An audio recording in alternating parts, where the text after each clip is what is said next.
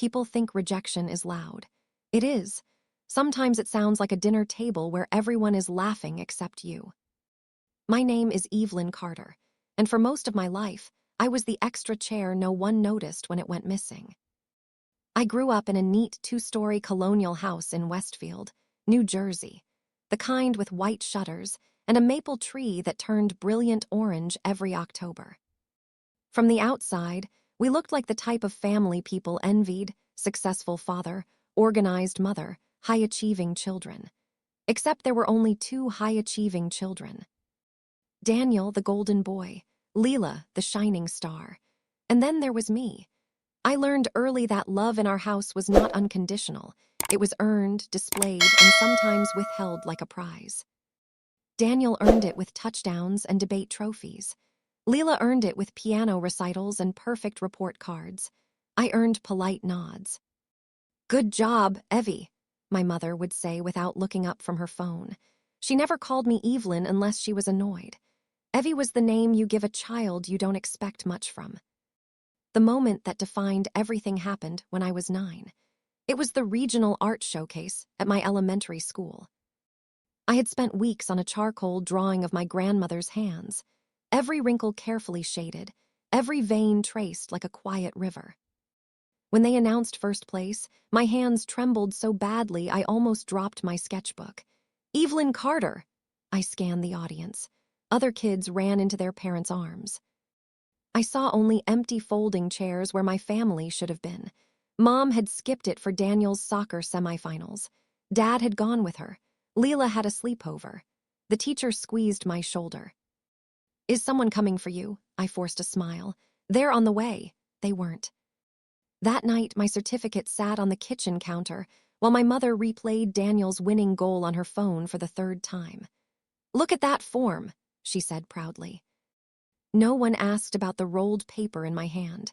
I stopped telling them about my achievements after that, not dramatically, quietly, the way a candle goes out when the room gets cold. By high school, the pattern had hardened into something permanent.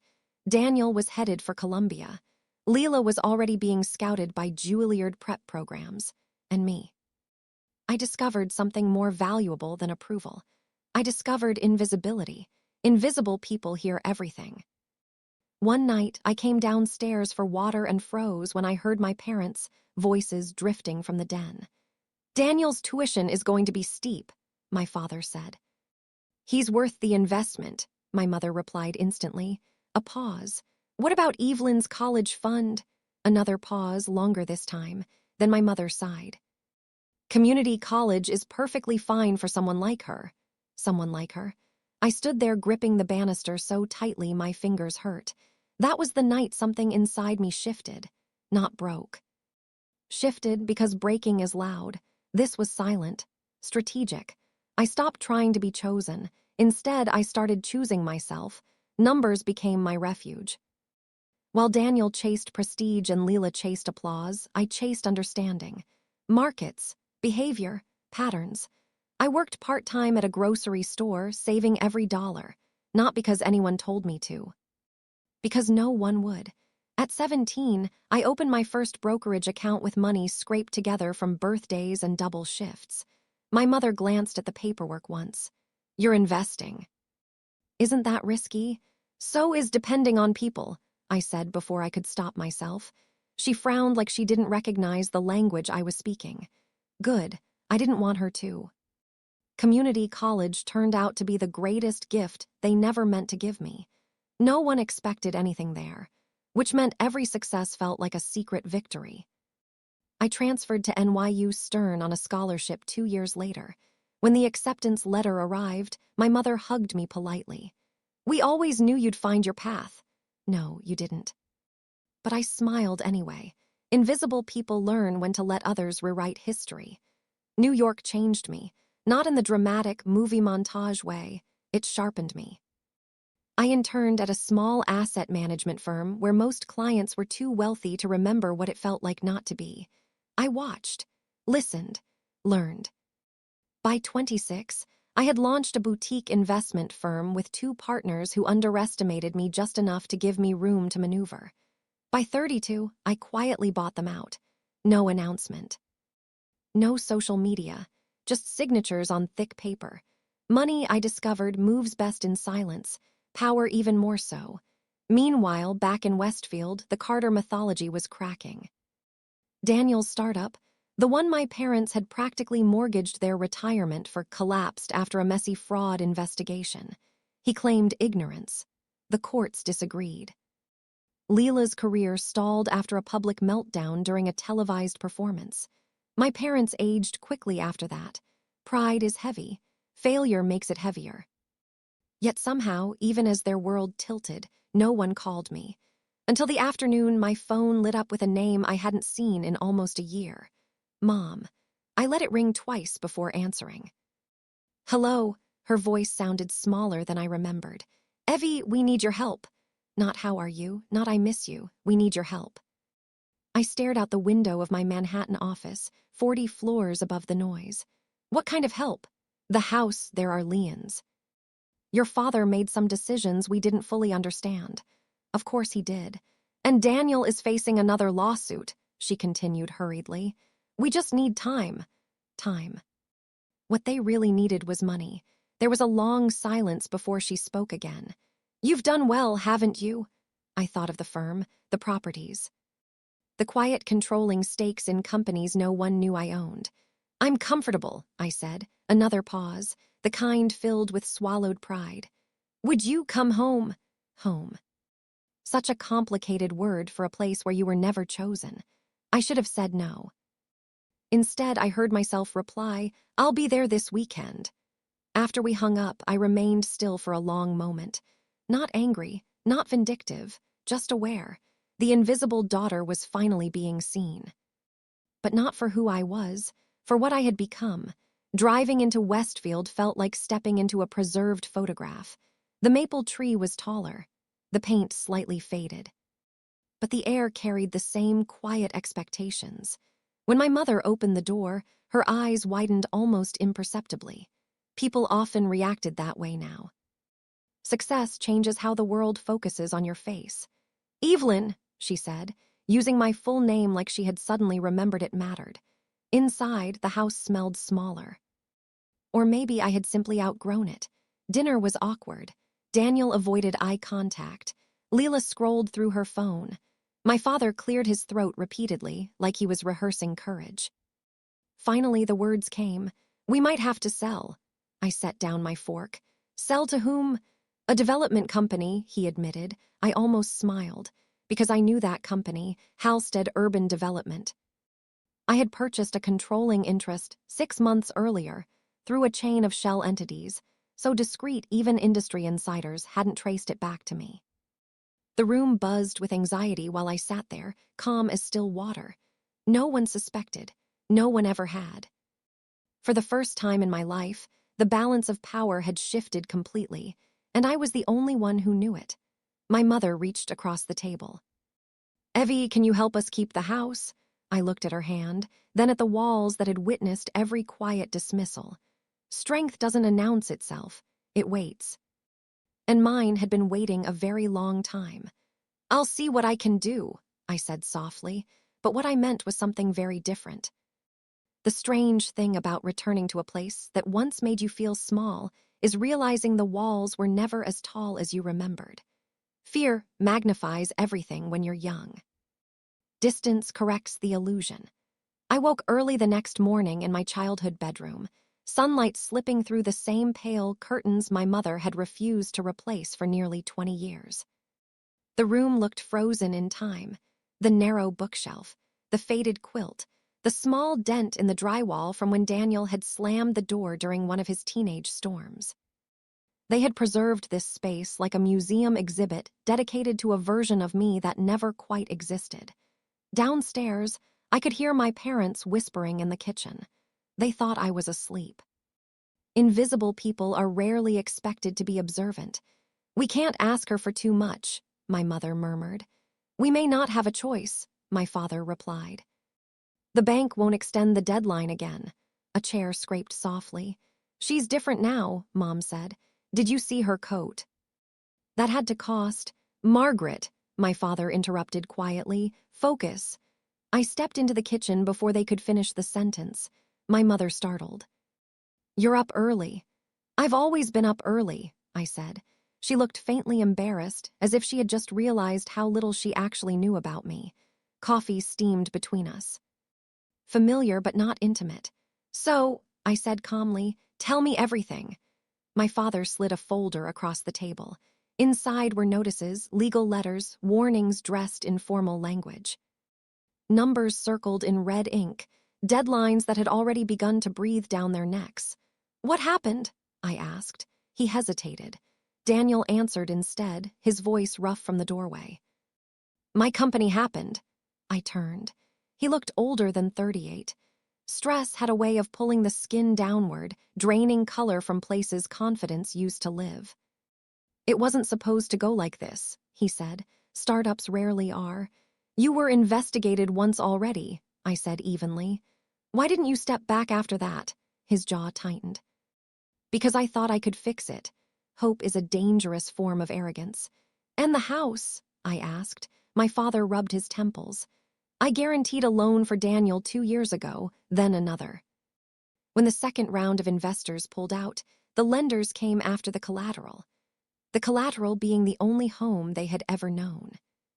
My mother stared at me with an expression that hovered somewhere between apology and expectation. We didn't want to worry you. No, you just never thought of me. I closed the folder carefully. When is the sale scheduled? 2 weeks, my father said, to Halstead Urban Development. To me, I let a slow breath settle into my lungs. I'd like to meet the developers. My father blinked. You think they'll negotiate? I replied. Everyone negotiates. What I didn't say was that I had already read every internal memo, every appraisal, every redevelopment proposal. The plan was to tear down 3 houses on this block and replace them with luxury townhomes priced high enough to erase the neighborhood's history. Efficiency often looks like progress to the people who profit from it. My mother reached for my hand again. You always were practical. It was almost funny. Practical wasn't the word they used when I was younger. Quiet, unremarkable, safe, those were their favorites. After breakfast, I asked Daniel to walk with me. We moved down the familiar sidewalk lined with winter-bare trees. Our footsteps crunched lightly against old salt. For a while, neither of us spoke. Finally, he exhaled sharply. You're wondering how I messed up this badly. I'm wondering why you never called. He shoved his hands into his pockets. Pride, I guess. Pride again. The Carter inheritance. Was it fraud? I asked. His head snapped toward me. I didn't steal anything. That's not what I asked. He swallowed. We inflated projections to secure a funding round. Everyone does it. Not everyone gets caught. And the new lawsuit. A vendor claims we misrepresented our liquidity. Did you? He didn't answer. Silence is often confession wearing a polite coat. You need better attorneys, I said. A humorless laugh escaped him. Those cost money, in case you haven't noticed. I almost told him I could buy half the firms in Manhattan without denting my reserves. Instead, I asked, who handled your development partnerships? Some group out of the city, Halstead something. Of course. Did you ever meet the senior partners? No. Just intermediaries. Shell structures layered over shell structures, exactly as designed. He kicked at a patch of frozen grass. You know what the worst part is? What? I was always the one Mom and Dad counted on, the reliable one. Now look at me. I studied his face. For the first time, I didn't see the golden boy. I saw a man who had been told he couldn't fail and therefore never learned how to survive it. They'll adjust, I said. They always do. He glanced at me sideways. You sound like you failed before. I almost smiled. You have no idea. That afternoon, I drove into Manhattan and went straight to the Halstead offices. Glass tower. Predictable architecture for predictable ambition. The receptionist stood when I approached. Good afternoon. Do you have an appointment? Yes, I said. With the board. Her posture shifted instantly when she saw the name. Power doesn't need to raise its voice. In the elevator, my reflection stared back at me, composed, unreadable. a far cry from the girl who once waited by folding chairs. The boardroom buzzed quietly when I entered. 3 directors sat along the far side of the table. All of them rose. "Ms. Carter," said Thomas Bell, the acting CEO, "we weren't expecting you in person. I was nearby." A small lie. Control favors proximity. He gestured toward a chair. "We've finalized the Westfield acquisitions. Demolition permits are already in process." "I know," I said. He paused, recalibrating. "You've reviewed the files? I review everything I own." There it was, the subtle reminder. Halstead didn't belong to them. It belonged to me. Most people assumed the firm was controlled by an old money consortium. I had never corrected the rumor. Misconceptions are efficient camouflage. I opened the folder in front of me. "Remove the Carter property from the demolition list." Bell frowned slightly. "That disrupts the footprint. Adjust the footprint. It will reduce projected margins, then improve operational efficiency elsewhere." A flicker of realization crossed his face. "Is this a personal matter?" "Yes," he nodded once. "Consider it done." No debate, no resistance. Authority works best when exercised sparingly but unmistakably. As the meeting wrapped, Bell added carefully, "There is one more item you should be aware of. Our internal audit flagged irregularities tied to a startup we financed indirectly. A technology logistics firm. I already knew which one. Daniels. We suspect someone inside the financing chain structured the deal to offload risk while concealing exposure," he continued. A con layered so cleverly it almost deserved admiration. "Find out who," I said. "We're trying. The paperwork loops through 6 entities. Then follow the 7th. He looked puzzled. "The 7th? The one they didn't think anyone would notice." Patterns always reveal themselves eventually. When I stood to leave, Bell hesitated. "Ms. Carter, if I may ask, why keep your ownership private? Most people in your position would welcome the recognition." Recognition had never protected me. Silence had. "I prefer results to attention," I said. Driving back to Westfield that evening, the sky melted into a cold lavender dusk. Headlights streamed past like quiet comets. For years, I had imagined this return differently, dramatic confrontations, old wounds reopened. Instead, I felt something steadier unfolding. Not revenge, alignment. Truth has its own timing. When I pulled into the driveway, my mother rushed out before I'd even closed the car door. "You spoke to them." "Yes, and the house isn't being demolished." Her shoulders sagged with relief so visible it almost hurt to watch. "Oh, Evelyn." She hugged me tightly, and for a moment I stood very still, unsure what to do with the weight of her gratitude. Inside, my father gripped the back of a chair. "How did you manage that?" I asked. Daniel stared. "They just agreed." "Yes." Leela lowered her phone for once.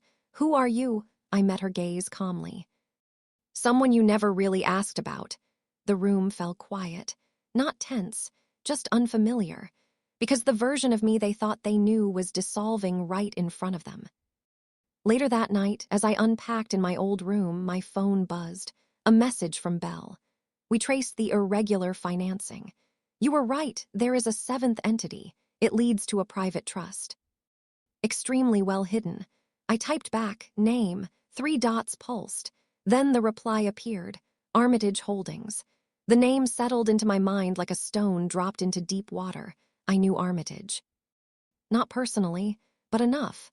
A firm famous for engineering collapses they could profit from, which meant Daniel hadn't just made mistakes. He had been positioned, used, maybe even hunted. I looked around the quiet room, the preserved childhood, the ghosts of small exclusions, and felt something inside me sharpen further. Someone had been running a long game. They just never expected me to step onto the board. Strength doesn't announce itself. It waits, and mine was done waiting. The name Armitage Holdings stayed with me long after the house fell silent. Some names don't just belong to companies. They carry a reputation, a pattern, a shadow that lingers in financial circles. Armitage wasn't loud. It didn't chase headlines or splash its logo across stadiums. It moved quietly, structuring deals through layers so complex most people stopped digging long before they reached the truth. Firms like that didn't gamble. They engineered outcomes, which meant Daniel hadn't simply tripped into disaster. Someone had built the ground to collapse beneath him. I sat at the small desk in my childhood room, laptop open. The pale glow reflecting off walls still painted the soft blue my mother chose when I was 12. Outside, winter wind brushed lightly against the siding, steady and patient. I typed a single message to Thomas Bell. Prepare a full forensic audit. Off record. Use the Zurich team. No internal chatter. His reply came less than a minute later. Understood. Should we alert legal? Not yet. I want clarity before noise. Noise makes people defensive. Clarity makes them careless. I closed the laptop and leaned back, staring at the ceiling. For years, invisibility had been my shield. Now it was about to become my weapon. The next morning, Daniel was already at the kitchen table, surrounded by paperwork that looked increasingly hopeless. He didn't glance up when I poured coffee. "You ever feel like your life split into a before and after?" he asked quietly. "Yes," I said. "When was yours?" "Long before I understood what it meant." He nodded faintly, as if that answer made sense to him. After a moment, he pushed a document toward me. "They want a deposition next month." I scanned it. Corporate misrepresentation, investor losses, potential personal liability. "Who introduced you to the Series C funding group?" I asked. "A consultant, said he specialized in scaling logistics platforms." "Name?" "Victor Hale." The name clicked instantly, not because Victor was famous.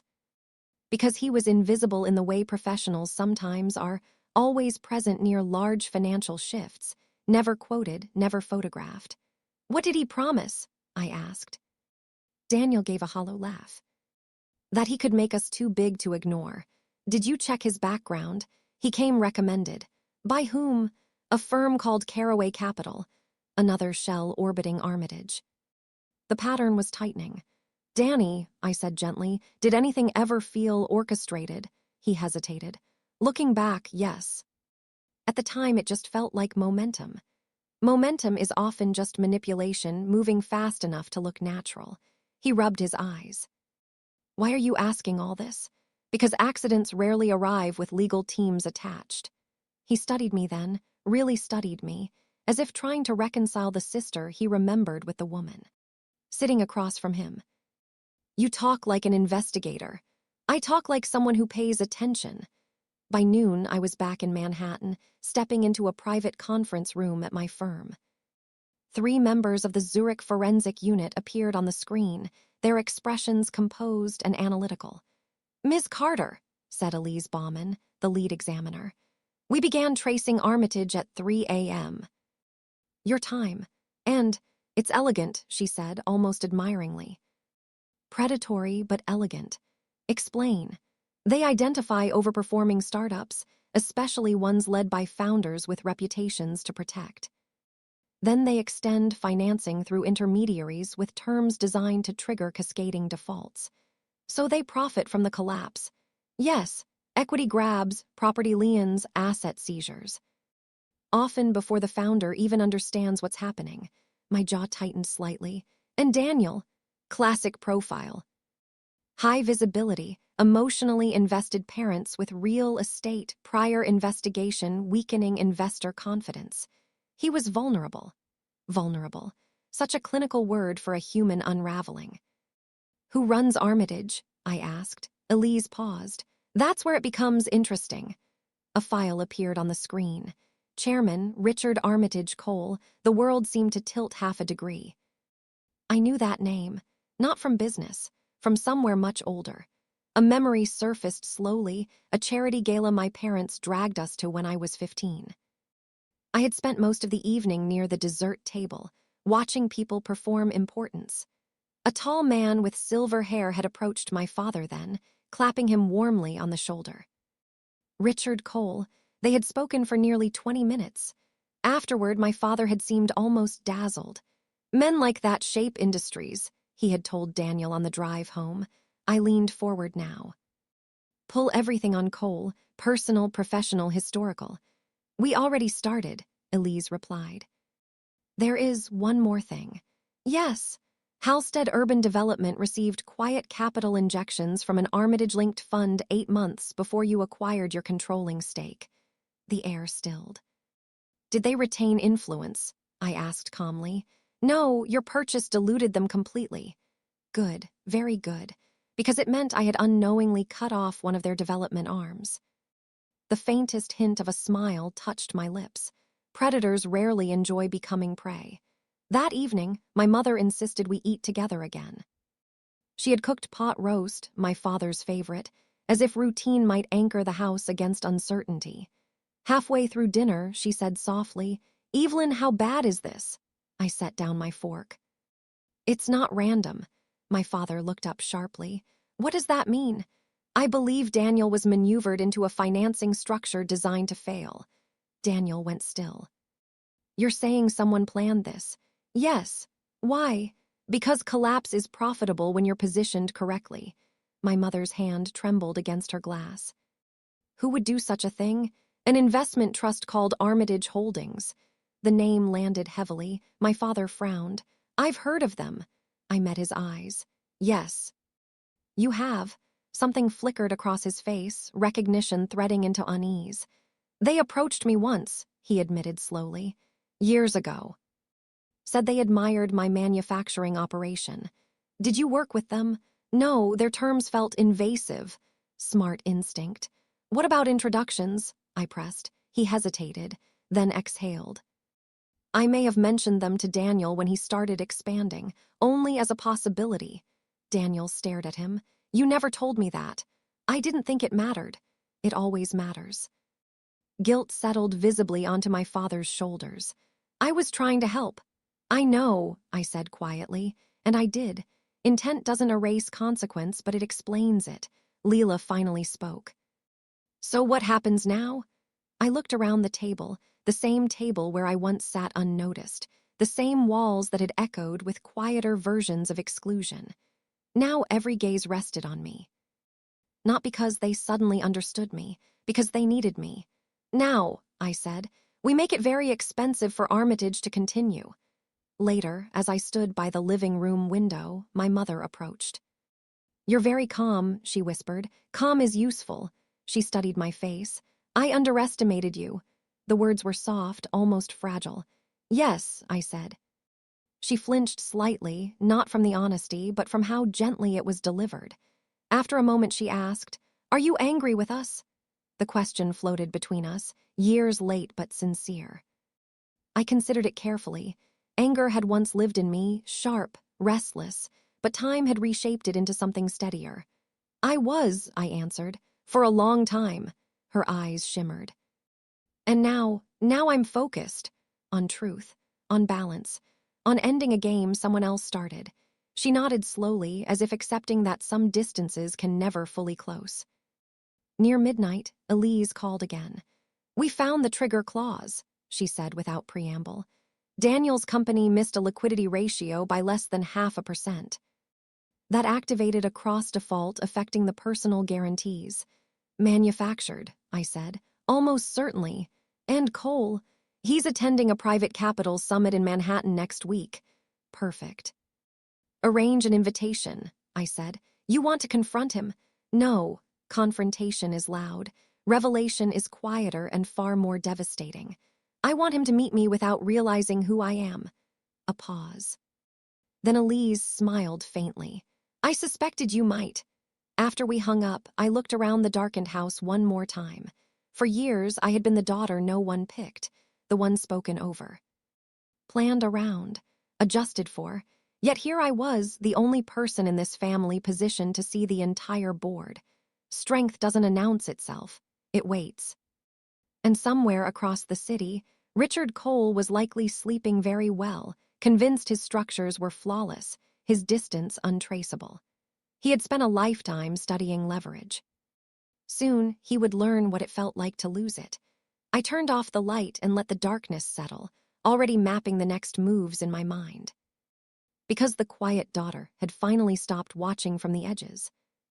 Now I was stepping into the center, and the con that fed on failure was about to meet something far more dangerous than exposure. It was about to meet ownership. The invitation arrived 2 days later. Heavy cardstock, embossed lettering, minimalist design meant to whisper wealth instead of shouting it. The Private Capital Winter Summit, the Langford Hotel, Manhattan. Richard Armitage Cole was scheduled to deliver the keynote on strategic risk architecture. Predators always enjoy lecturing about discipline. I stood in my Manhattan apartment the morning of the summit, watching the city move below me, yellow taxis threading through traffic, steam rising from street grates. Thousands of lives, intersecting without noticing one another. For most of my life, I had been one of those unnoticed figures. Not anymore. My phone chimed. A message from Elise. Cole travels with minimal security, prefers approachability. It reinforces trust. Trust is easier to manufacture when people assume you have nothing to hide. Any family ties? I typed back. A pause, then, still digging. But Evelyn, there is a sealed civil matter from 25 years ago. Filed, then quietly withdrawn. Your father's name appears in the preliminary docket. I went very still. My father had never mentioned legal trouble, never even hinted at it. Send everything. The file appeared seconds later. I opened it slowly. The plaintiff was listed only as M. Carter, Margaret Carter. My mother, a memory stirred, fragmented, distant, my parents arguing late at night when I was very young. I hadn't understood the words then, only the tension. Only the way silence afterward felt heavier than the shouting. The defendant, Cole's Strategic Ventures, an early predecessor to Armitage Holdings. Allegation, breach of fiduciary duty. Financial coercion, case status, settled confidentially. My pulse remained steady, but something deeper shifted into alignment. This wasn't the first time Richard Cole had brushed against my family. He had been orbiting us for decades, and now, somehow, he had found his way back, or perhaps he had never really left. The Langford Hotel gleamed with quiet opulence, marble floors, warm gold lighting, the soft hush of expensive carpet absorbing footsteps. The ballroom hummed with low conversation and the faint clink of crystal. Everywhere I looked, people wore the same expression, composed interest layered over relentless calculation. I recognized several faces. A hedge fund titan who once tried to acquire my firm. A venture capitalist famous for replacing founders right before liquidity events. Two siblings who had turned inherited oil money into a sprawling data empire. Power rarely gathers loudly. It prefers rooms like this. A server passed with champagne. I took one glass, more as a prop than a drink. Then I saw him. Richard Armitage Cole stood near the stage, speaking to a small cluster of attendees. Age had silvered his hair but not softened him.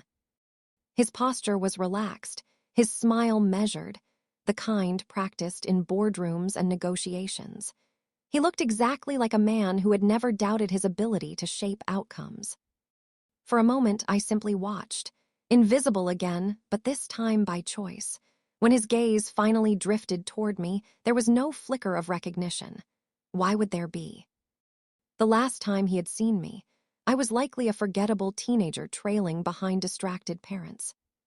He excused himself from the group and approached with the smooth confidence of someone accustomed to introductions. "I don't believe we've met," he said warmly. "Richard Cole." His hand extended. I took it. Evelyn Carter. The name hovered between us. If it meant anything to him, he hid it perfectly. "A pleasure," he said. "Carter, any relation to James Carter?" "Manufacturing. My father." "Ah," he nodded once. "A disciplined operator. We crossed paths briefly years ago." Crossed paths. Such a harmless phrase for what I suspected had actually happened. "And you," he asked, "are you in the family business?" "No. What line of work, then?" "I allocate capital." A faint smile. "Dangerous thing, capital. It tends to reveal character." "Yes," I agreed. "Especially when it's structured to collapse." His eyes sharpened almost imperceptibly. "Interesting." He gestured toward the stage. "I'm speaking shortly." Perhaps we can continue afterward. I'd like that. As he walked away, I felt the quiet certainty settle further into place. He didn't recognize me, which meant I controlled the timing of every revelation. His keynote was polished, almost hypnotic. He spoke about volatility as opportunity, about emotional detachment, about designing systems that thrived under pressure. Markets reward those who prepare for human weakness, he said at one point. The audience nodded, admiration disguised as intellectual respect. I wondered how many people in that room had unknowingly funded his machinery. When the applause faded, attendees clustered around him. I waited. Patience had always been my advantage. Eventually, he turned back toward me with an approving smile. You stayed. I was listening. And, he asked lightly, you build structures that assume people will panic. Most do. And if they do, he studied me then, not casually, but with intent. Then they become very formidable. Or very inconvenient, I said. A flicker of amusement crossed his face. I like you, Ms. Carter. You're direct. Efficiency saves time. We moved toward a quieter corner of the ballroom. He lowered his voice slightly. Tell me, what firm do you represent? I prefer private holdings. Privacy is increasingly rare. So is restraint, he chuckled softly. Taché, a beat passed before I asked, do you remember a company called Carter Industrial? His expression remained neutral. Yes. Your father ran it well. You approached him once. We approach many promising operators. And my mother? I asked evenly. For the first time, something shifted behind his eyes. Recognition. Not of me, of the memory. That was a complicated moment, he said carefully. I read the filing. So softly spoken, yet the impact was immediate. His gaze sharpened. Most of that record was sealed. Very little stays sealed forever. He held my eyes for a long second. You're remarkably informed. I make it my business to be. Silence stretched, not awkward, but electric. Then he smiled again, though it no longer reached quite as far. Well, Evelyn, perhaps one day we'll compare research.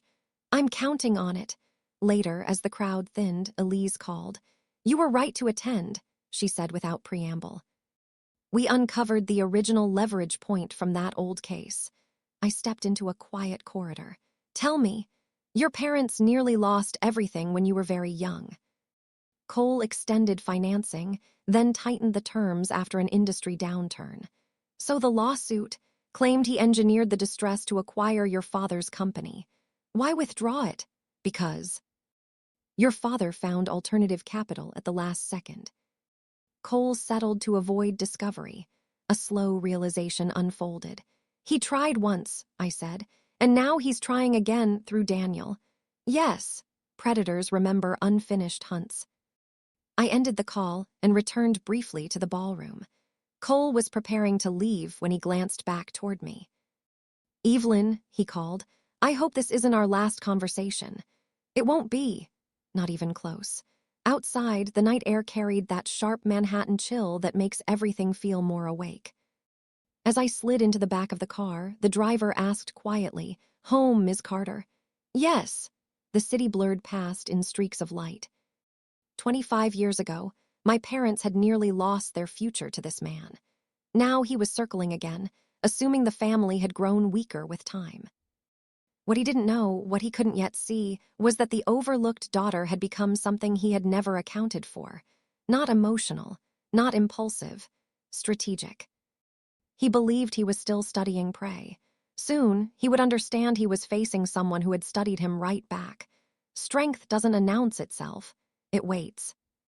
And when Richard Cole finally recognized exactly who I was, it wouldn't be during a polite conversation beneath chandelier light. It would be at the precise moment his structures began to fall, and he realized the quiet woman he dismissed was the one holding the leverage. There is a moment in every negotiation when the balance shifts. Most people miss it because they're too busy talking. I learned long ago that silence is often the loudest move you can make. 2 mornings after the summit, I sat in my office watching snow drift slowly between the glass towers of Midtown. The Zurich team had worked through the night, and the report now rested open on my desk. Hundreds of pages of trace transfers, layered shell companies, conditional debt triggers, and acquisition clauses so predatory they almost read like psychological profiles. Armitage Holdings didn't just invest in companies. It studied the people behind them. It mapped their pride, their desperation, their blind spots. And then it applied pressure exactly where they would fracture. Daniel had never stood a chance once he entered their orbit. But Richard Cole had made one critical miscalculation. He assumed the Carter family was still structurally fragile. He hadn't accounted for me. My phone buzzed. Elise again. "We confirmed something you'll want to hear directly," she said. "I'm listening." "Armitage is overextended." I sat forward slightly. "Explain." "They've been financing multiple collapses simultaneously, property plays, distressed tech, logistics networks. Brilliant strategy in a stable credit environment. And in a tightening one. Dangerous," she said simply. "If even one major counterparty refuses to fall, their liquidity chain tightens." A slow understanding spread through me. "They need momentum." "Yes, which means they need Daniel to fail quickly." "Exactly." I looked out at the city again. But now it appeared less like movement, and more like a board waiting for the next piece to shift. "Good," I said. Elise paused. "You sound pleased." "I am." Predators are strongest when no one resists, but the moment prey turns even slightly, the entire structure trembles. "Prepare a capital vehicle," I continued. "Private, aggressive. For acquisition, for temptation." She understood immediately. "I'll assemble the framework." When the call ended, I allowed myself one slow breath. Richard Cole believed he controlled timing. It was time to educate him otherwise. 3 days later, a proposal landed on Cole's desk. Not from me, not directly. It came through Alderwick Strategic Capital, a fund I had quietly built over the past 4 years precisely for moments like this. Large enough to command respect, private enough to conceal intent. The offer was simple on the surface. Alderwick would provide a massive liquidity partnership to Armitage Holdings, allowing them to expand their distressed acquisition pipeline during the tightening credit cycle. In return, Alderwick requested something very specific: co-control over select restructuring targets, including the logistics firm tied to Daniel. Temptation works best when it looks like rescue. He called within hours, not my assistant, not my partners, me. "Evelyn," he said smoothly when I answered. "It seems we move in more overlapping circles than I realized. I find the financial world is smaller than people think. This Alderwick proposal," he continued, "impressive. Though I'm curious how you became connected. I believe in understanding where my capital goes." A soft chuckle. "You're full of surprises. I try to avoid being predictable." A pause settled, thoughtful, not suspicious. "Would you join me for lunch?" he asked. "I prefer discussing consequential matters face-to-face." "Of course," Hook said. We met at a private dining room overlooking Central Park, the winter trees standing bare and elegant beneath a pale sky. Cole poured sparkling water with the ease of a practiced host. "Before we discuss terms," he said, "I want to say how refreshing it is to meet someone from the next generation who understands structural finance." "Experience teaches quickly," I replied. "Yes," he said, studying me. "It does." Menus closed, orders placed, the choreography of power lunches completed. Then he leaned forward slightly. "Why Armitage? Because you build systems designed to win before the game begins. And you'd like a seat at that table. I'd like alignment," he smiled. "A diplomatic word. An accurate one." He folded his hands.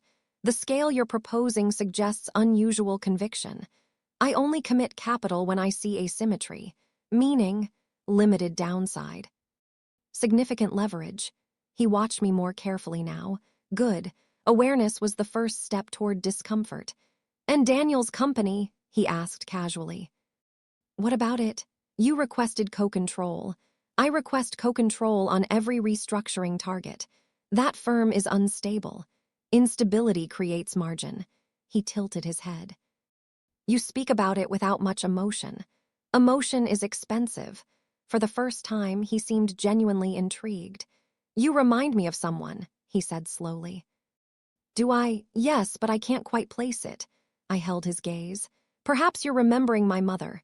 The air shifted, subtle but unmistakable. Recognition moved through him like a shadow. Margaret, he said quietly. Yes. A longer silence followed. You have her eyes, he added. So I've been told. He leaned back, reassessing. I wondered after the summit. Wondered what? Whether our meeting was coincidence. Do you believe in coincidence, Richard? The use of his first name landed exactly as intended. Measured. Deliberate, not confrontational, just equal. He smiled faintly. No. I believe in incentives. So do I. Our food arrived, untouched for several seconds as the unspoken recalibration continued between us. Finally, he said, your parents were formidable once. Once, I echoed. Time changes many things.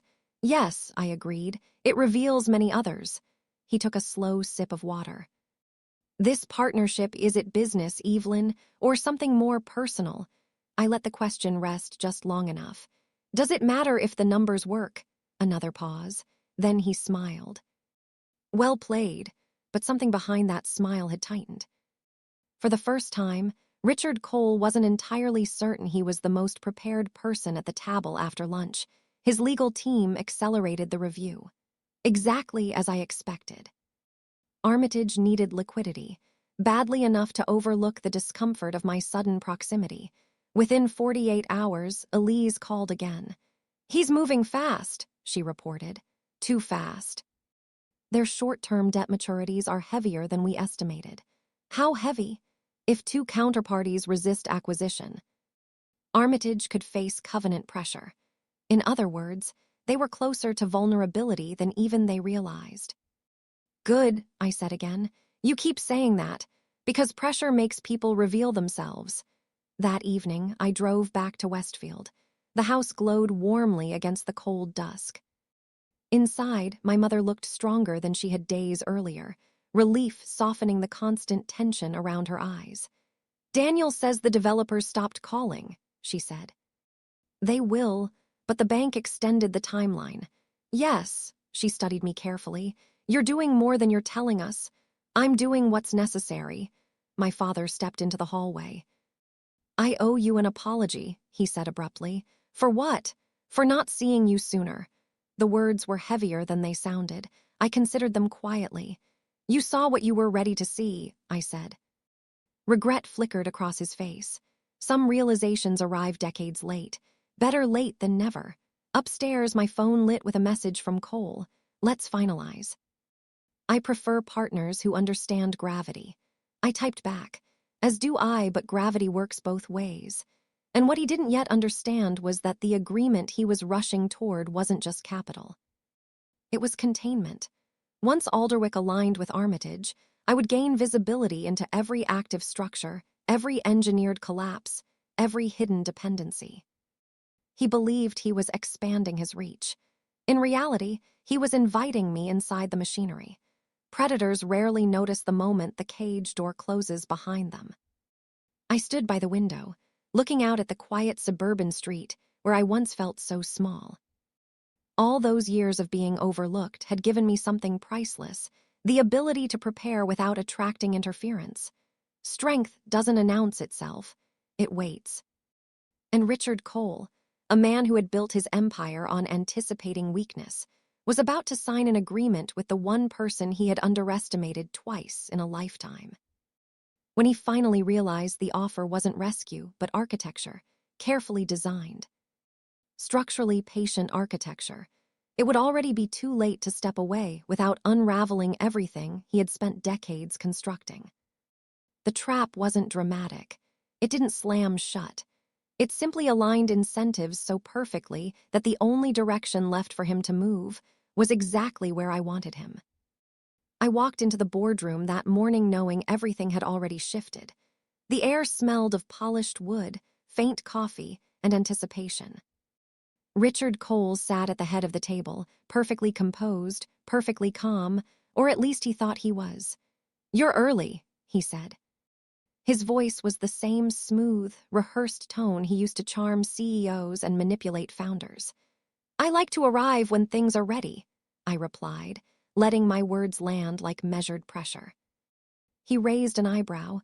"You've been busy," I smiled faintly. "Observation takes time, preparation takes longer." The team from Alderwick was already seated, documents neatly stacked. Elise gave me a subtle nod from across the room. Cole glanced at the files I had left for him. He flipped through them casually, as if the weight of the numbers couldn't touch him.